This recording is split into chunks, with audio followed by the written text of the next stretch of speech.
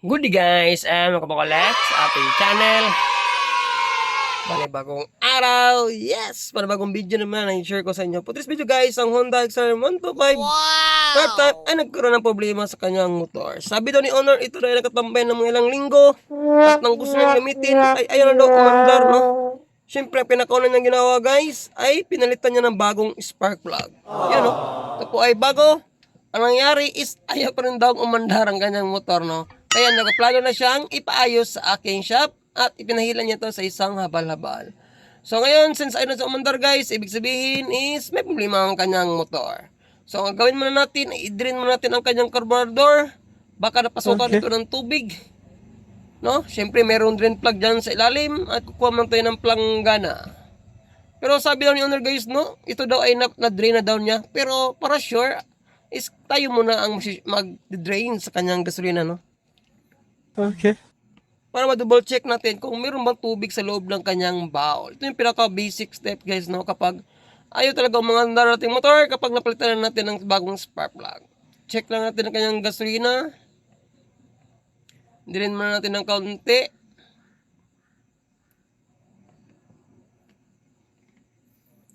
Sa na-observe natin guys, ang kanyang gasolina ay wala na yung kulay pink niya, no? Parang nag-fade na yung kulay pink niya. Ibig sabihin guys is nagkakaroon na ng pagpanis sa kanyang gasolina. Possible is hirap na siyang paandarin. So, check muna natin ang kanyang compression at saka yung kuryente guys, no? Double check lang muna natin, no? Before natin baklasin yung carburetor at linisin. Try lang muna natin i-double check. Baka kasi is meron din problema sa kanyang compression or possible is nawala yung kuryente sa kanyang tension wire.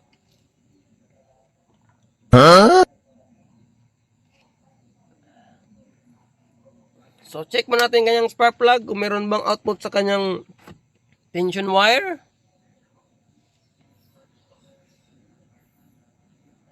Kasi sabi ni owner guys, ang kanyang motor ay umandar pa dito, no? No, mga nakaraan pang mga ilang linggo. Pero noon kahapon is ayun na siyang umandar. So, check nga natin. Tayo mag-check. Kasi iniwan ni bossing kanyang motor, no? Kaya ng umaga. At hindi natin siya na,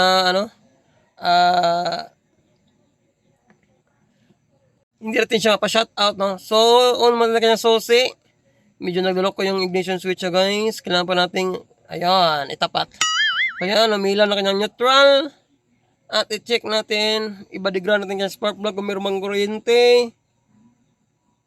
Yun, mayroon ng kuryente, guys, no? Ibig sabihin, goods na goods ang kanyang kuryente, no? Next step is ang kanyang compression. Check natin, open natin yung susi, baka makuryente tayo sa spark plug. At takpan natin ang butas gamit ang isang daliri. So yun, oh, meron siyang compression. Amazing! So ibig sabihin guys, merong gasolina, merong compression, merong kuryente, ay ayaw pa rin umandar. Kapag ganitong senaryo, matik na. Nasa carburetor ang problema sa motor ni bossing. Pabilis natin ang pagbaklas ng kaha ay syempre, magicin na natin. So yan guys, na-magic na natin ang kanyang kaha, ang mga fairings. Pinaka natin gawin ay tanggalin muna natin ang kanyang air cleaner element box. Okay. Tanggalin natin yung bolt sa kanyang clip. Luwagan pala. Yan sa kanyang clip guys. Pagkatapos yung dalawang bolt na 6mm sa kanyang air cleaner sa ibabaw.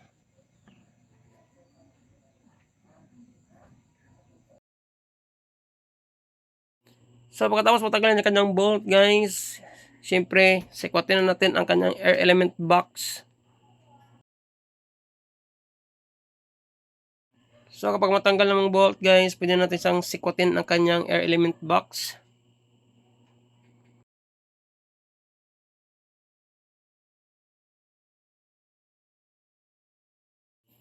Ibalik pa natin yung kanyang spark plug. Tapos try natin siyang pandarin, no? Kung under ba siya. At i-chock natin ang kanyang carburetor guys. Takpan natin ang kamay, ang bunganga ng kanyang carburetor guys. Kung ito ba ay mayroong vacuum o wala. So mayroon naman siya guys, no? Kaya lang ayaw talaga siyang umandar kahit anong kickstart natin. So pinaka best gawin ay tanggalin natin yung carburetor at linisin natin ang loob. At tanggalin natin ang mga G-things na possible kasi nababurahan siya dahil matagal din na nakastambay ang kanyang motor. So wala talaga guys, so, kahit anong vacuum ko ayaw talaga siyang umandar. So, ang gawin natin ay tanggalin natin yung kanyang carburetor. May dalawang bolt yan, no? Sa kanyang intake manifold. So, before natin tanggalin yan yung bolt sa kanyang intake manifold, ay tanggalin natin kanyang fuel cock, no? Yung dalawa yan ng gasolina, papasok sa kanyang carburetor. Yung switch niya, guys. So, saka natin tanggalin yung dalawang bolt sa kanyang carburetor. Kung ikaw ay bago pa sa channel at sa tingin mong video ay nakatulong sa inyo, hiningi ko suporta bilang subscribe. At pinutin yung bell icon, play, update sa mga bagong video na ina-upload. At ngayon lang nag-away sa Facebook page. Paki-like at paki-follow na rin, no? Maraming salamat. At syempre, shoutout sa lahat na napa-shoutout dyan, no? Sa ating mga solid supporters. Yan, salamat sa inyo lahat. At lalo na sa ating mga silent viewers na walang sawang nanonood sa ating mga videos na ina-upload. God bless inyo lahat.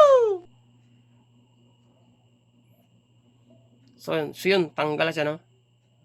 Okay.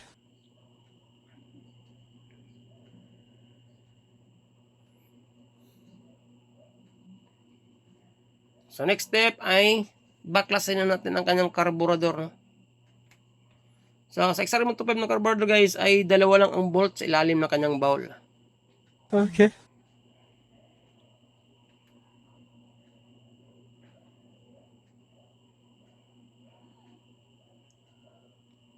Kapag matanggal na yan, syempre, yung floater ang next na tatanggalin natin. So yun. So yan po ang bowl niya. Kapag matanggal yung floater, syempre yung dalawang jet, no? Yung pilot at yung main jet natin, no? Tanggalin natin. Para mahanginan natin ang kanyang mga jettings, guys, at matanggal yung mga nakabara. Possible kasi yun ang nakapahirap kung bakit ayaw mandar ng ating carburetor. So mas maigi, no, is yung panis ng gasolina is mapalitan yan, guys, kung meron kayong budget, no? Kasi yung panis na gasolina is makapito yan sa hard starting nating motor. Lalo ito ay lagi nakatambay. Kailangan lang ating gasolina ay fresh, no? Para madaling makasunog yun sa ating combustion chamber. Yun po isa sa mga problema kung bakit ang ating motor kapag nakatambay ay hirap siyang pandarin. Dahil na rin sa resulta ng pagkakaunting pagpanis ng ating gasolina. So mas maigi is palitan natin siya ng bago para fresh to fresh at madaling masunog sa ating combustion chamber. So pagkatapos linisin natin yung kanyang bowl.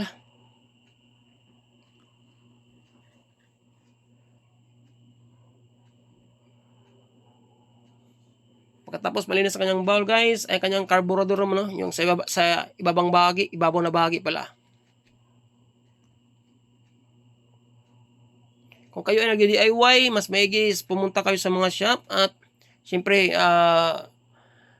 magpapahangin lang kayo sa inyong carburetor, no? Mas magigi kasi yung compressor ang ating gamitin kaysa yung mano-mano, guys. Kasi kapag nakatambay ang ating motor, may possible na mga maliit na mga dumi na pumasok sa bawat sulok ng ating jettings. Mas maigi is maghanap kayo ng shop na pwede nyong mapahanginan ang inyong carburetor. Siyempre, yung pinaka-importante yung dalawang jet natin, may butas yan sa gitna, no? Maraming butas yung dalawang jet natin, guys. Yan po ang mga dapat natin gawin kapag tayo naglilinis ng carburetor. Yung mga jettings talaga, pinaka-priority natin na dapat nating linisin. Okay. So last is naglilinis natin ng carburetor, nakatambay ng motor. Pinakahilip ko sa inyo na dalawang jettings is mayroong butas sa gitna. So yan, guys, pakita ko sa inyo, no, ang dalawang butas sa gitna, no. Kailangan is may makita tayong liwanag. Kasi kapag walang liwanag yan sa gitna, guys, maapektuhan ang ating carburetor. Maaaring wala siyang tamang minor at hindi natin mapatino ang ating pag-andar sa ating pagkatapos natin siyang ma-assemble. So yan, no, malinis na siya, no. So ready na siya yung symbol, guys. So pinakauna natin yung symbol is yung dalawang jet, no.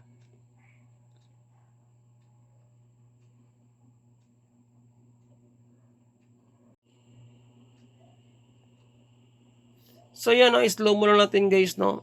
Yan, klarong-klaro talaga yung liwanag sa gitna, di ba? Yan po ang pinaka-importante sa paglinis ng ating carburetor. Amazing! Useless kapag nalinis ng carburetor at walang butas sa gitna, no. Useless talaga, guys, kasi ang mangyayari is wala talagang tamang andar ang ating motor. Hindi titino yung andar, guys. Hindi kayo magkatuno ng tama. Yan. So next step is yung pilot, no. Yung sa kanyang hangin siguro possible. May butas din yun sa gitna, guys. Yan, klarong-klaro sa camera, di ba? Yun, no? Ayos. So, i-assemble natin siya sa kanyang carburetor.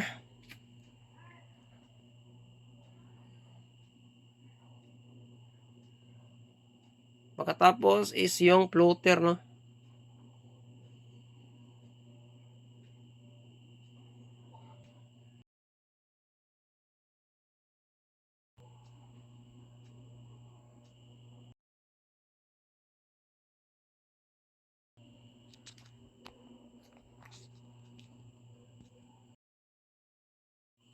Kapag tapos natin malagay yung floater, next is yung o-ring, no, sa kanyang bowl. Lagyan natin ng counting liquid gasket kasi observer ko guys, nagkaroon ng moisture sa gitna ng kanyang karburador. So, mas maigi is lagyan natin ng counting liquid gasket para iwas back job na rin sa ating trabaho. At patutuyuin natin siya ng ilang minuto guys, no. Yun. Pagtuyo ng ilang minuto, Okay. siyempre simbolo natin siya sa kanyang karburador. Mas maigi, natuyo natin niya simbolo yung kanyang liquid gasket, no, para iwas kuha na rin mapiktuhan yung butas ng ating gasolina or mababarahan. Yan. So yan guys, no, ready na siya para ibalik sa kanyang intake manifold. Ayos. So yan, sa kanyang pagbalik sa kanyang piston guys, no, mayroon siyang guide, no. Mas maigi is mabigyan ko yung idea sa pagbalik ng piston. Kasi may maraming nabigo nito, no. Pagkatapos masimbol yung piston, ay nagagwala yung kanyang motor. So, yung tinuro ko guys, no, dyan nyo ilagay yung mataas na tabas ng ating piston. Yan, tinuro ko sa kamay guys, no. So, pabor sa choke. So, yung maliit na mga tabas sa ating piston, doon din nyo ilagay yung nakapabor sa ating minor, yung sa ating gasolina, no. Yan. So, doon po pinaka-the best na position ng ating piston para iwas po wild sa ating silinyador pag ito ay umaandar na. Okay. May guide yan guys, no? Hindi nyo pwede na ibalik lang ibalik.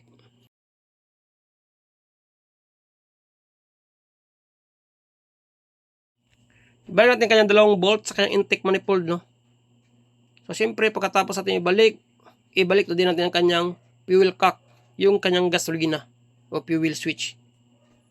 Okay. So, yan tinuro ko sa video guys, no? Yan, ibalik natin yung switch na yan.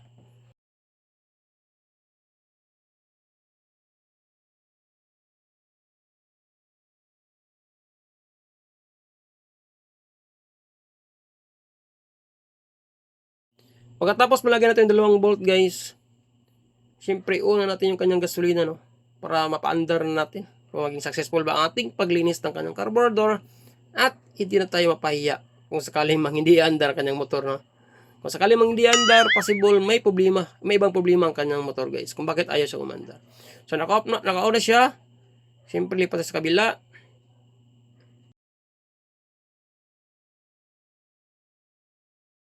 So yun guys, ready ng kanyang carburetor, no. Sabi po natin, pan na rin ay syempre on mo natin ang kanyang susi, no.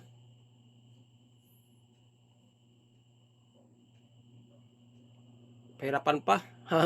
So yun, yan, umilan na kanyang neutral. So yan. So, ito na yung moment of truth. Pan na rin natin. Siyempre guys, choke mo na, no.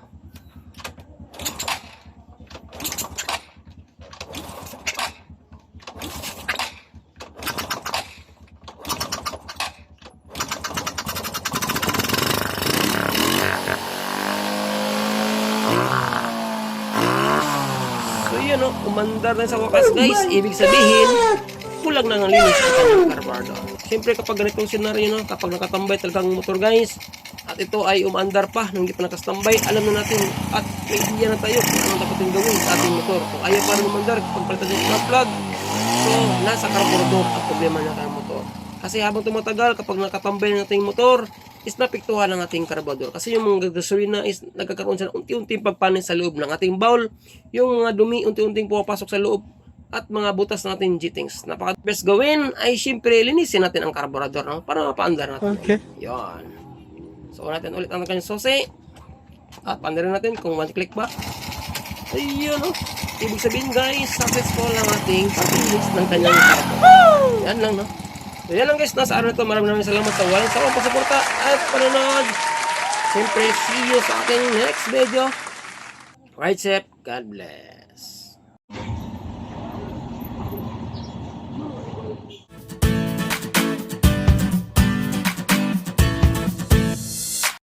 Good morning guys, and for today's video, Honda XM125 ay nag-experience ng hard starting tuwing umaga. So ngayon guys, home service tayo, no? At meron tayong isang followers na tinulungan para masolusyonan ang problema ng kanyang motor. Ang experience sa motor ni Bossing ay hard starting na ito tuwing umaga. So ngayon, ang ginawa niya is tinambay na lang niya ito dahil nga is hirap itong paandarin. Ito ay may history na inayos ng unang ko guys. Tapos No, pagkatapos ayusin, pagka umaga is ayan na siyang umandar.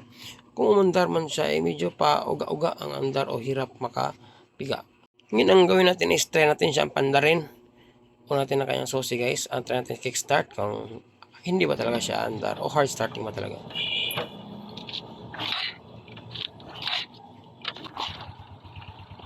So yun guys, no, umandar siya. Pero mo-action siguro tanawag. Baran natin eh.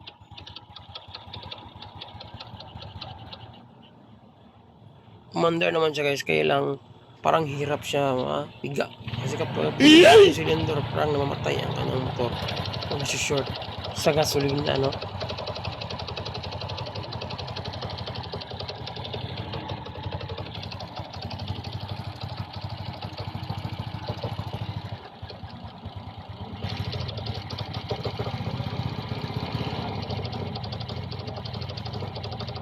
Pilit natin siya pigain guys, parang nalulunod ang kanyang makina o parang feeling ko mamamatay ang kanyang makina. Yun oh, namamatay na siya, no? So try natin siyang pandarin ulit.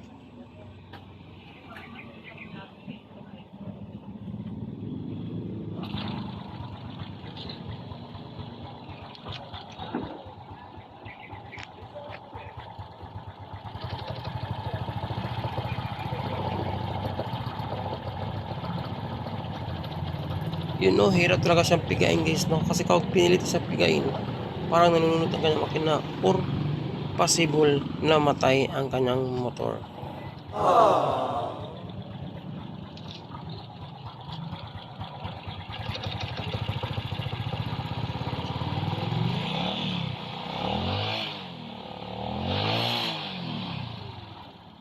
Yun, unti-unti na siyang napipiga guys, no? Pero hirap pa rin siyang i-full throttle. At yan, namatay na ang kanyang makina. Ang gawin natin, tanggalin ang kanyang pairings, left at saka right.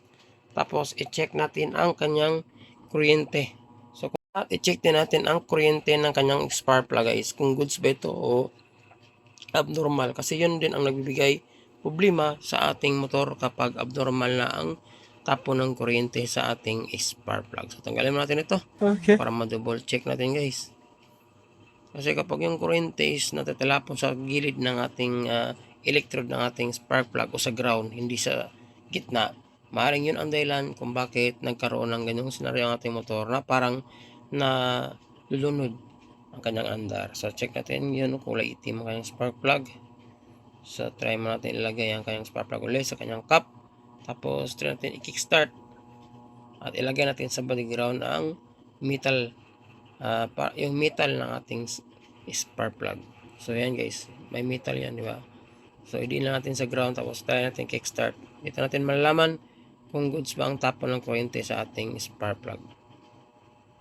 So nakita ko guys, no, straight naman ang kuryente, no, at hindi sa tagiliran dumaan. Kasi kapag nasa tagiliran yan, crucial grounded ang spark plug at ito lang ang dahilan. Pero since okay naman siya, so ang next natin gawin guys is lilinisin natin ang kanyang spark plug, tapos gamit ang ating dinalang steel brush. Yun, pagkatapos ito ikabit natin uli at try natin paandarin.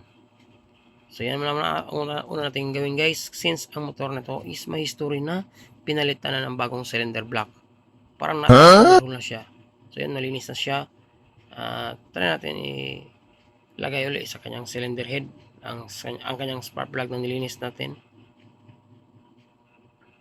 Mahirap mag-conclude guys, no? Kaya ang ginawa natin is step by step lang muna natin, kasi nga ito ay pinagawa yan ng mga nakaraang buwan. So kita nyo naman, no? Bago pa ang kanyang cylinder block. So yan po ay class E daw sa medium owner. Ito daw ay ang problema ng una na hindi pa ito pinagawa ng mekaniko, ay namatay lang daw tuwing inapakan ni bossing kanyang brake. Tapos yung mekaniko is nag-conclude na loss of compression daw, kaya yun. Pero kaya nga, ito na ang nangyari sa kanyang motor, hard starting na. Ayan, try natin kickstart.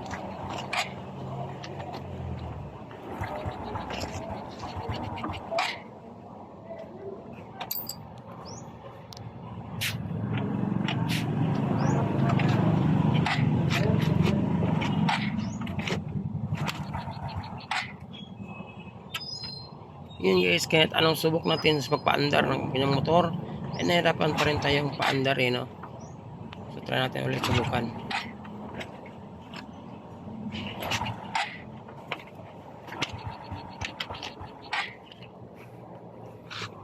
So yun guys, ayaw talaga.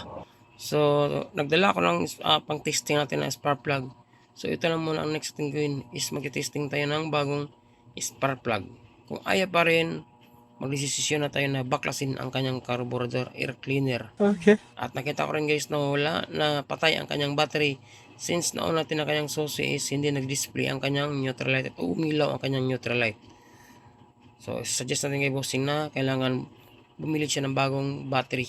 Aking tulong din sa kondisyon ng ating makina o electrical system kapag kondisyon o bago ang ating battery o na-function ng ating battery. So yun guys, ikabit na natin ang ating pang-testing spark plug. Kung ayaw pa rin, doon na tayo mag-desisyon sa next ating gawin na tanggalin ang kanyang air cleaner at saka ang kanyang carburetor. So, ilagay na natin ang ating spark plug na pang-testing. So, sigpitan din natin guys.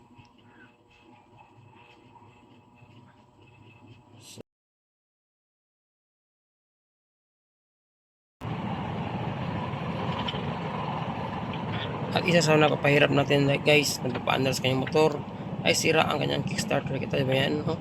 Natanggal na po yan guys. Tag-slide na siya. Kahirap, kaya nahirapan pa rin tayo siyang paandarin kasi sa problema ng kanyang motor. Ito rin ang kickstarter. Anong bibigay problema sa atin?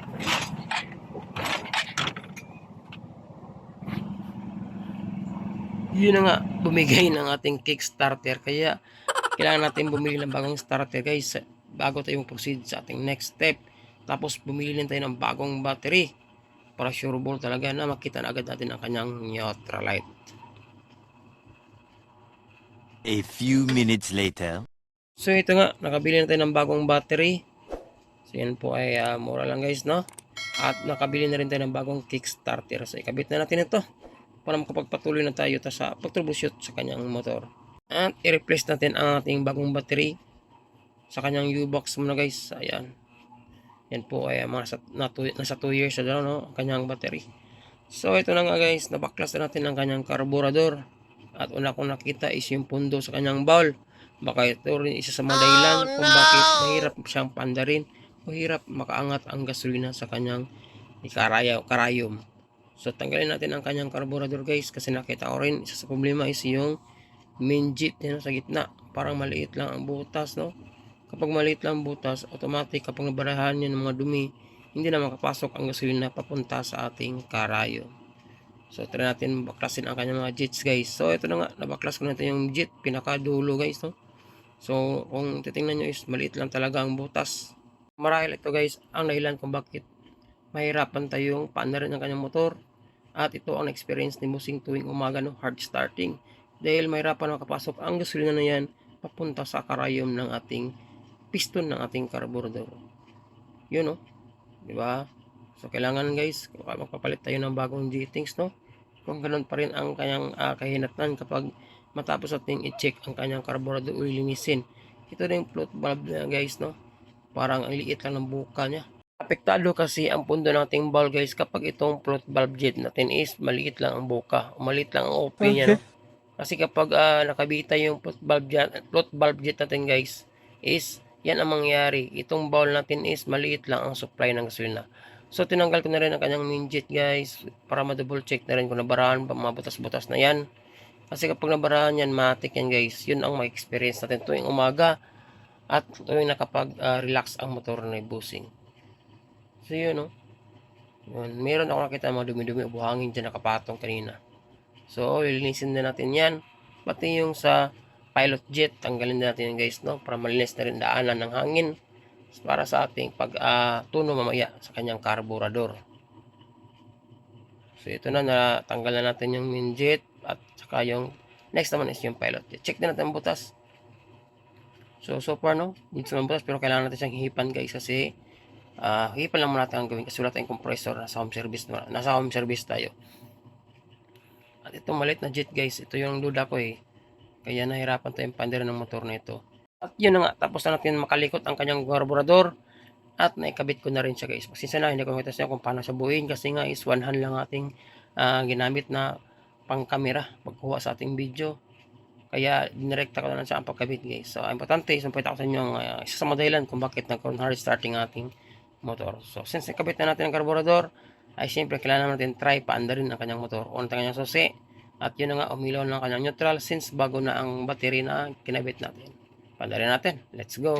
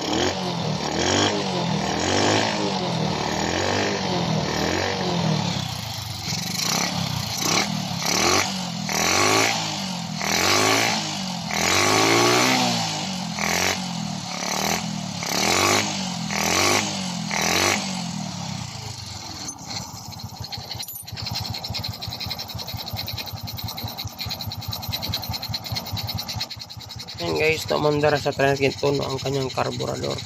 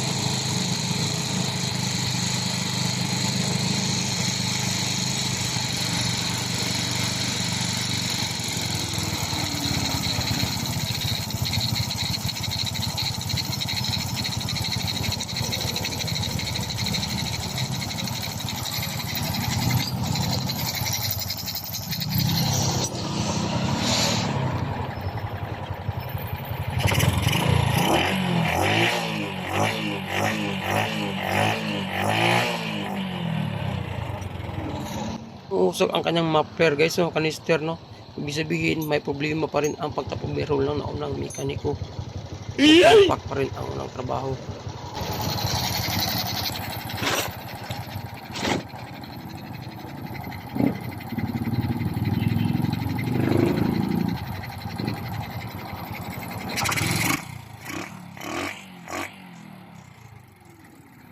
Ang problema meron ang kanyang motor guys, walang iba kundi nasa loob ng kanyang carburetor.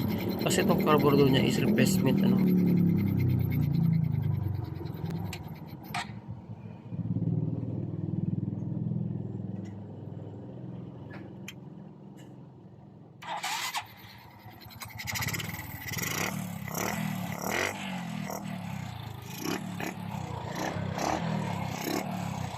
Yun lang guys, no, kapag ang motor ni Bossing ay maka-experience pa rin ng ganung scenario tuwing umaga is hard starting, wala tayong ibang magdadaan pa kundi ang kanyang carburetor dahil sa sobrang gaan nito guys. Since nakita naman natin na ang kanyang carburetor guys ay replacement na at hindi original. Maraming salamat at siyempre see you sa aking next video. Ride safe. God bless. Ayos.